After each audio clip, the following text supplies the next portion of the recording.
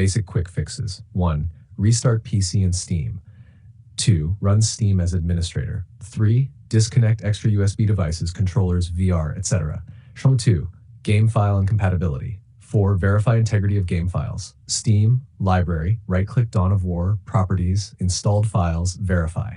5. Run in compatibility mode. Right-click Dawn of War.exe, properties, compatibility. Check run this program in compatibility mode. Windows 7 XP works well. 6. Run as administrator. Enable under the same tab. And 3. Graphics and performance. 7. Update GPU drivers, NVIDIA, AMD, Intel.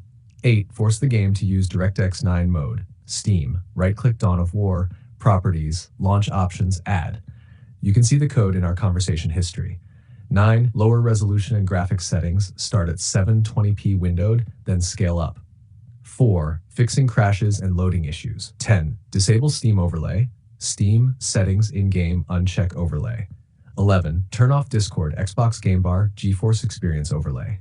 12. Delete configuration files. Dawn of War saves settings in documents. Delete or rename the config folder.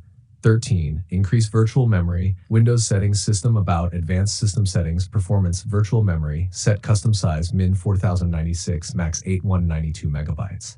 Hashtag 5. Advanced fixes.